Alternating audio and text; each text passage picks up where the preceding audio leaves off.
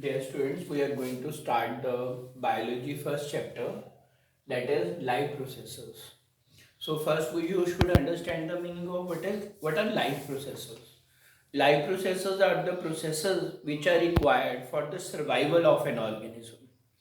For survival means an organism need food, organism need to break down that food, then that food need to be digested in the body, then absorbed in the body, then ultimately it can be assimilated to to obtain energy from it, which is required for its survival. So, life processes basically in this particular chapter, we will study about four life processes, that is nutrition, then respiration, then excretion, and then then circulation, and ultimately excretion. Digestion and nutrition. Nutrition means the process of getting nutrients. From where will you get the nutrients? From the food. Basically, there are six constituents of food. They are carbohydrates, fats, proteins, vitamins, minerals, and roughage, water or roughage. Water or roughage we do not consider as a nutrient, but it helps in making our digestive system healthy.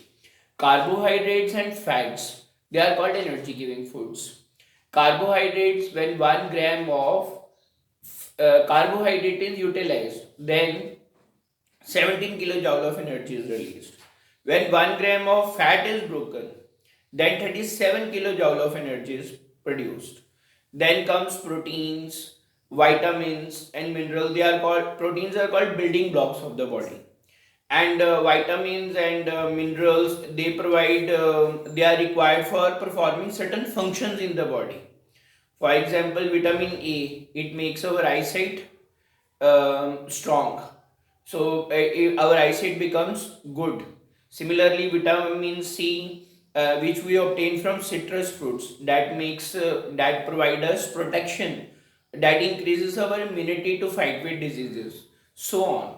So first, there we will first study the process of digestion. Digestion is the breaking down of complex food, that is non-diffusible food, into soluble forms. For example, carbohydrates are broken down into glucose. Yeah, monosaccharides, you can say glucose, fructose, like this. Similarly, fats are broken down into fatty acid and glycerol. Proteins are broken down into amino acids. So this is how we can convert when we convert non-diffusible food into diffusible form. And then this digested food is ultimately absorbed in the small intestine. From the small intestine, it is taken by the blood to different parts of the body where it gets assimilated. That is, it is converted into protoplasm. And then ultimately, food gets digested, and undigested food is removed out of the body through anus.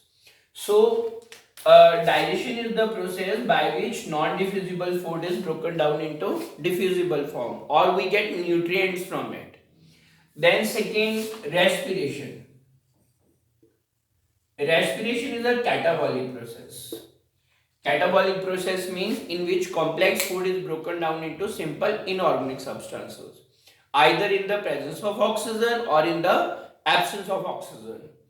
So in respiration, food combined with oxygen, resulting in the formation of carbon dioxide, water, plus energy released in the form of ATP. When breakdown of one molecule of glucose take place, then 36 or 38 ATP molecules are released. Similarly, when we break down food in the absence of oxygen, then it results in the formation of ethanol plus carbon 2 ATP molecules are released. Then then broken down food, yeah, for the transportation of gases or digested food, we need transportation system. So we are having two type of transport system in our body: blood and then lymph. Blood vessels, lymph vessels.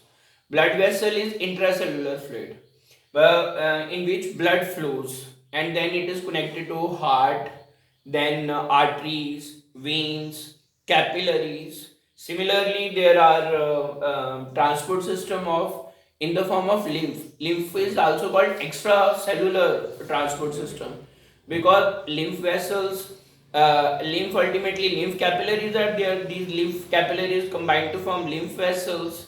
Lymph vessels ultimately put their secretion into subclavian vein, which is coming from right shoulder or left shoulder. So there is need of transportation system because all the things which are heat, gases, excretory materials, then hormones, they need to be transported from one part of the body to another. For that we need transportation system. After the process of respiration or digestion or certain metabolic reactions, certain waste products are formed, like ammonia, uric acid, urea. So these waste products need to be removed from the body. So for that we need excretory system. So there are certain excretory organs in our body, for example lungs. Through lungs would take out CO2 and water molecules and take in oxygen. Then through sweat glands, excess salt and water is removed. Then we have kidneys, a pair of kidneys, ureter, urinary bladder, then urethra, through which liquid waste is removed. Similarly, solid waste is removed through anus. So these are certain excretory organs.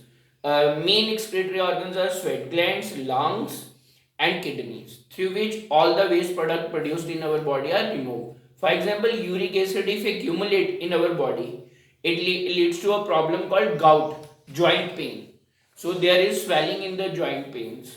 So we have to study all these four processes in the chapter life processes. So in the next lecture we will start with the process of nutrition. Thank you.